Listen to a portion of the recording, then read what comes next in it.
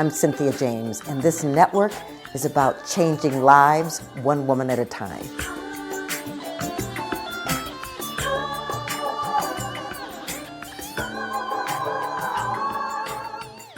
Hello and welcome to Women Awakening. I'm your host, Cynthia James, and I am so excited because I get to be with you and with women every week that inspire me, that are change makers, that have stepped into their own power many times through obstacles. And so I'm so honored that I get to share them with you.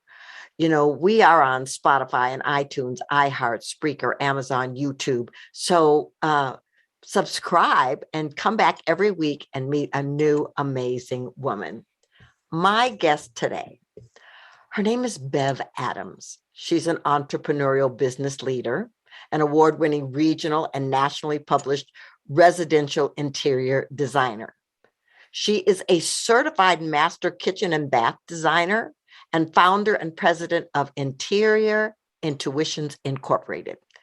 She's been recognized in many winning categories with Nari Awards, Colorado Home of the Year Award, HBA Care Award, NKBA Peak Awards, and has served as a judge for the National Kitchen and Bath Design Contest and judged the Denver Parade of Homes appointed by HBA.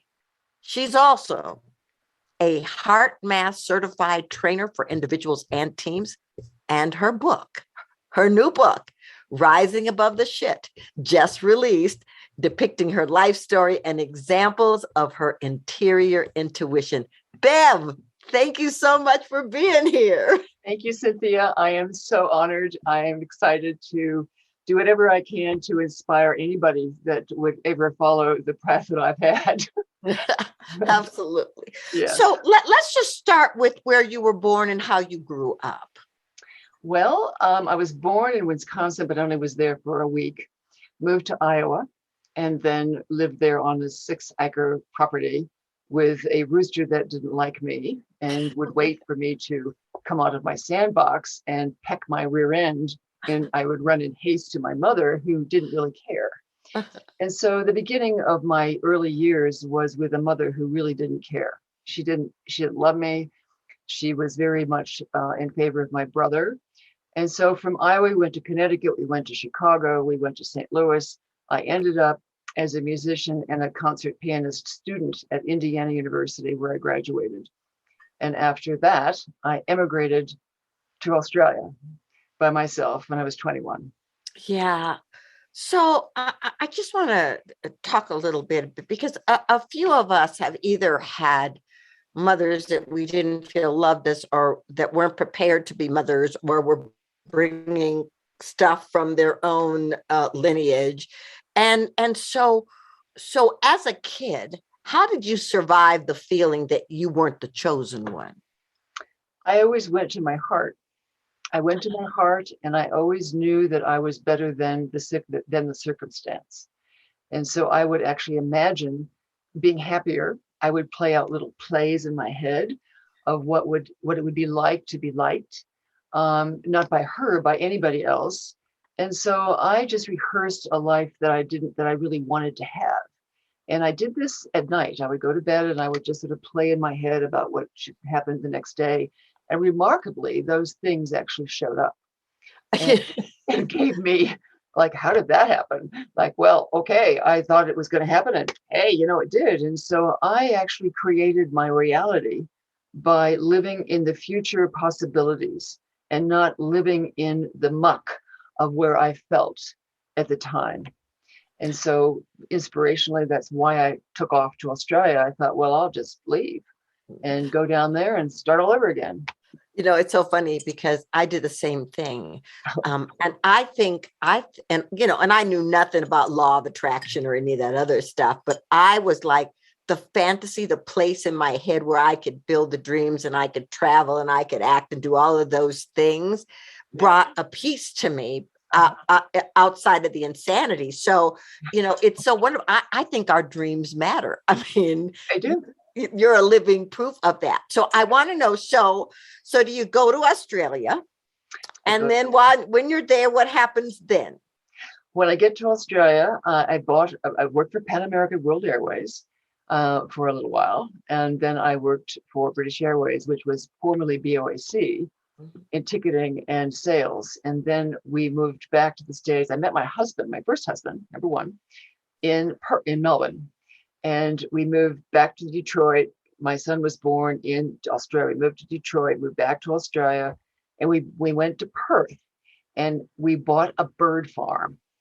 Birds, like birds, So it wasn't just like the birds were gone. To qualify this, because the birds were illegal to breed.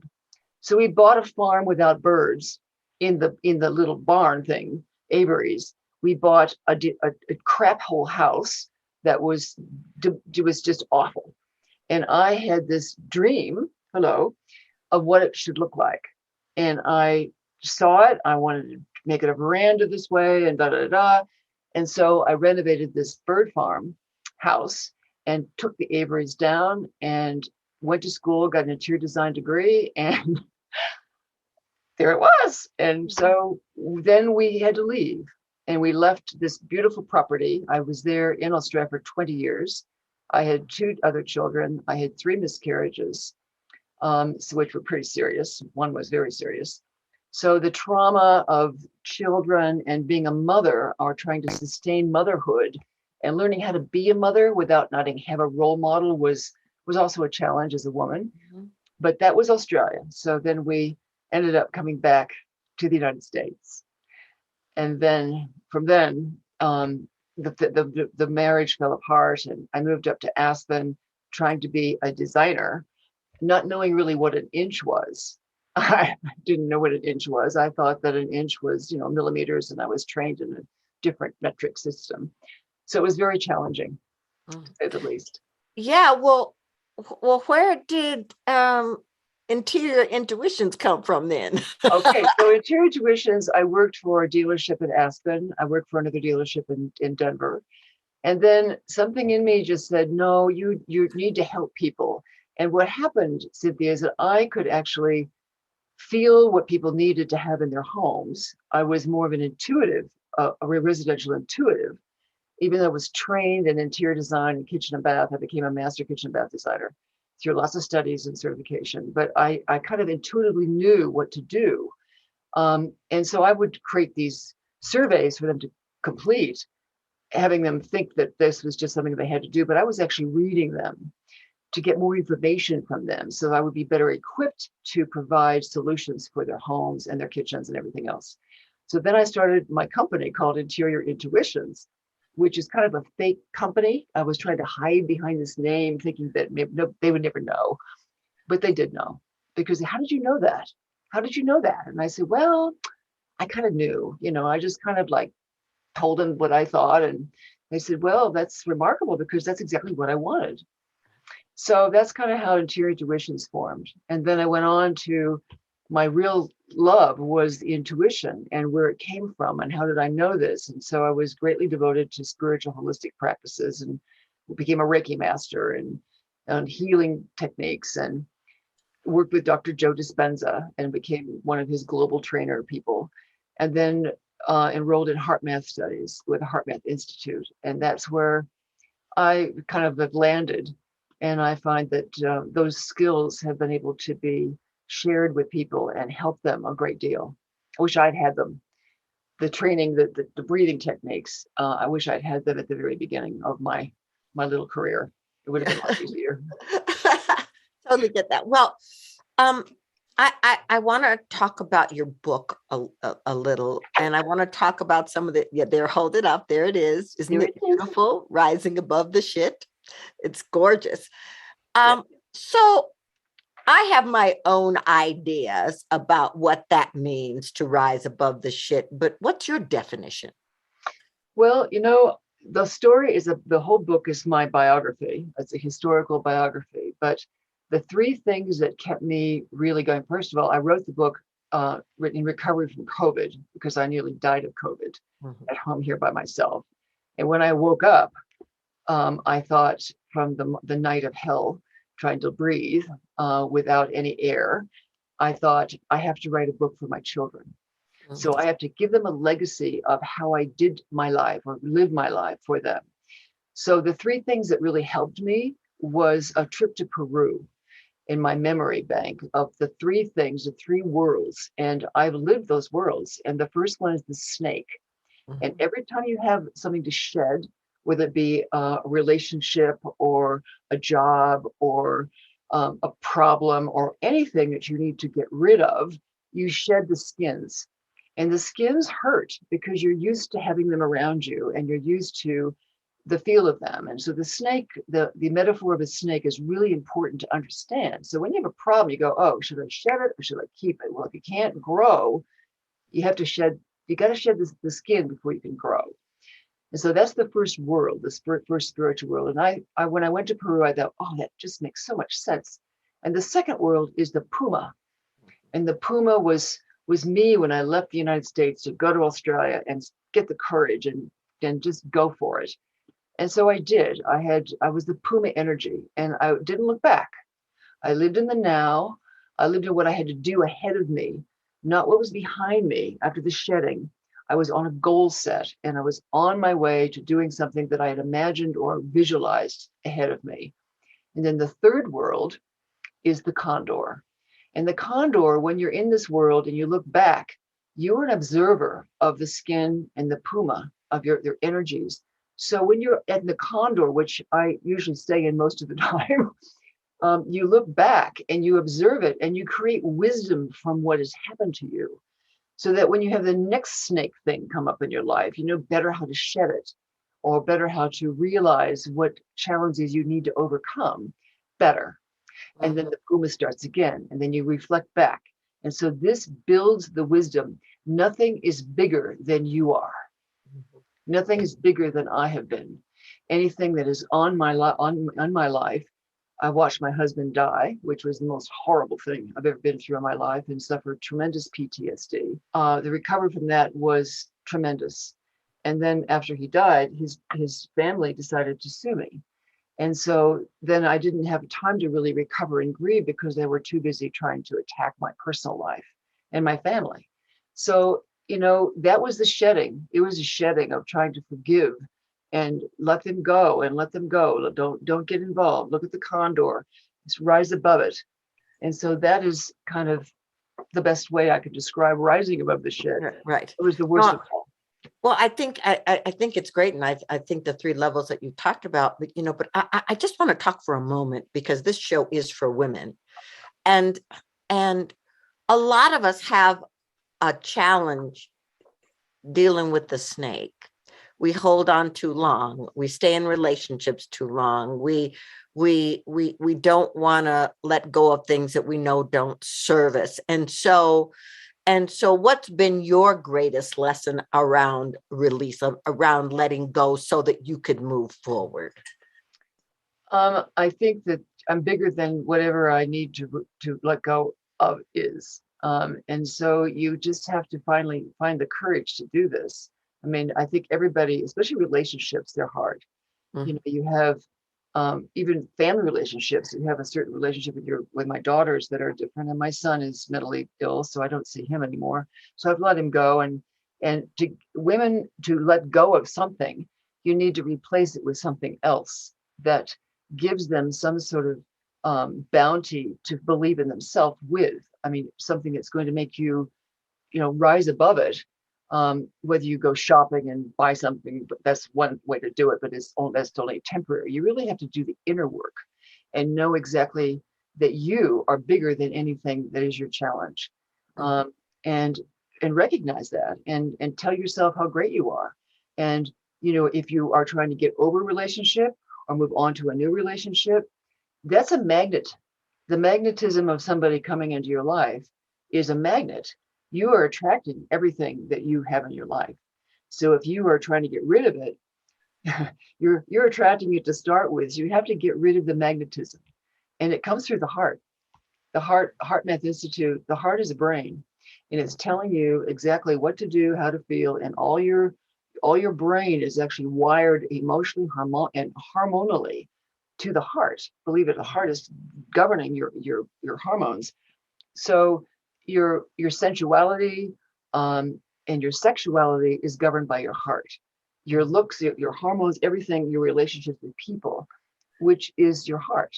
So I think if you go to your heart and you go in love and understand that you are the person, you love yourself more than the relationship, you will rise above it and you'll be able to gravitate to something better. And if you visualize that in your life ahead of you and the puma goes forward and you see it coming and you feel it before it arrives, it will show up. You're going to magnetically attract it to your life. Absolutely beautifully said. So you're a beautiful woman. You've been married more than once. You've run a business. You've had children. What is the thing that you have done to hold on to your independence and your self-care beyond what other people might want from you? You know, when my dad was alive, he used to say, bite off more than you can chew and chew it.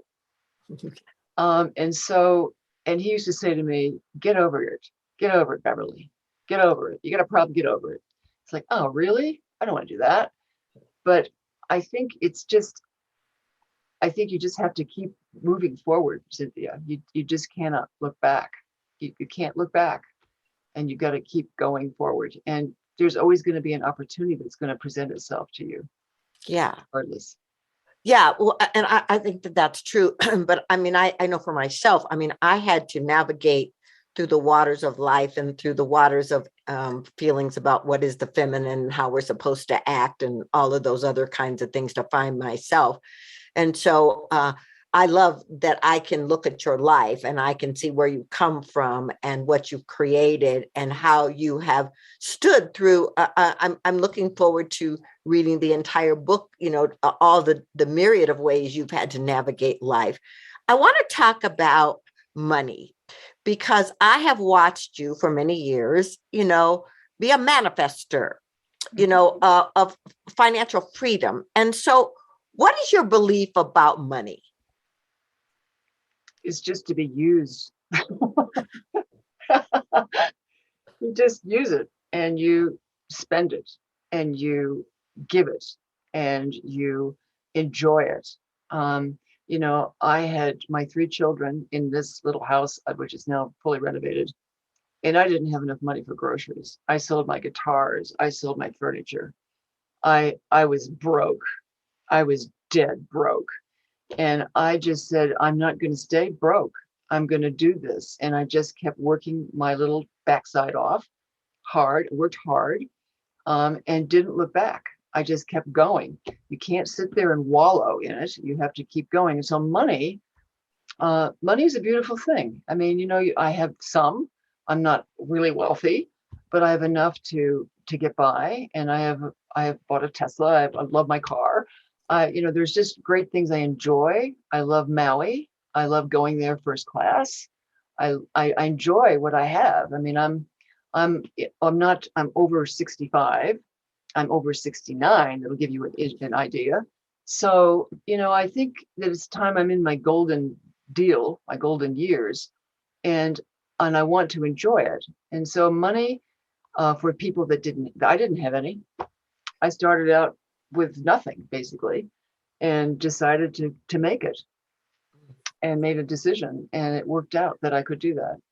Well, and it's beautiful to watch you model it. You model abundance in the way in which you dress, in the way in which you live, in the way in which what your interior design business became. You model it. And so I just wanted to bring that into our conversation because I want the women to know that we deserve abundance and we get to choose it and we get to live that life. So tell us, how do people find you in your book? How do people get to you? Well, I have 2 websites. The Rising Above the Ship website is live. Mm-hmm. The email is still getting worked out of how you can contact me. You can also contact me through Bev at interiorintuitions.com, which is my other email. And I wanted to add to this to you, Cynthia, that the book has got a lot of humor in it. It's not all that depressing. Mhm. And there are some hysterically funny incidences that I've had with women in this book, with as a mother and as an arrival, a new immigrant to Australia, when the man who was supposed to look after me, looking after just to make sure I was alive, was standing on the roof trying to get in, and I thought I was hallucinating, seeing this naked man out there trying to knock on the door. There's some funny things. It's very entertaining.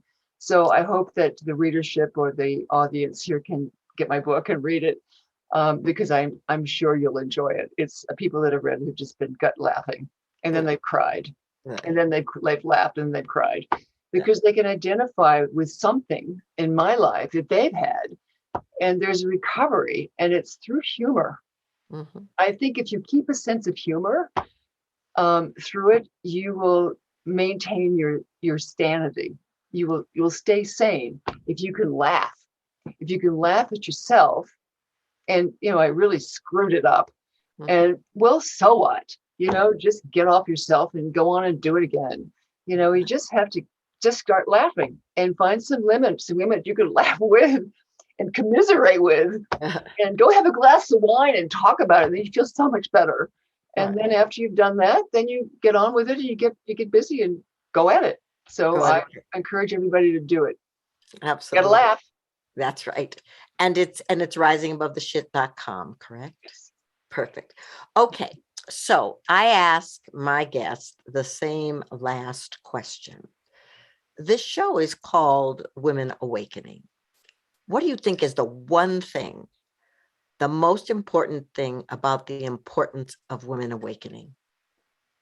I think that women should become more conscious of their self-worth. Mm-hmm. I think if they know that if they're self-worthy, they can overcome relationships, or the lack of sexuality, or their abuse, or their tragedy or trauma. If you know who you are, and your self-worth, and know who you are, and just know who you are, just talk to yourself and say, this is who I am. This is who I am. This. Then you can overcome anything, and you're awake. You become more awake to discover things that you didn't know you could even accomplish. And so if you're going to be awake, don't go to sleep. Be awake. Stay awake. And be aware of yourself, and how worthy you are, and the wisdom. There's wisdom. There's nothing bigger. There's nothing bigger that you can't overcome. You can overcome anything. Nothing's bigger than yourself. Yeah. Nothing is bigger than yourself. No circumstance, relationship, tragedy, it's not bigger than yourself. It's just a something. It's just a something, and it's going to go away. And there'll be something else you got to overcome. But it's not bigger than you. That's beautiful. Ladies, I hope that you wrote that down. If not, rewind and listen again. There's nothing bigger than you. So Bev, thank you so much for being here. Good luck with your book. I'm so excited for you. And I'm very excited. So ladies, I'm going to say the same thing that I say to you every week. You are astoundingly magnificent. You are a masterpiece in the making. You are incredible. You are unrepeatable. You have come here to do something no one else can do the way that you can do it. And so the world is waiting for you. People are waiting for you. Experiences are waiting for you. I'm so honored to walk this path with you. I'm excited to know and see who you are and what you do, and to introduce you to more amazing women. Many blessings, and I will see you next time. Much love.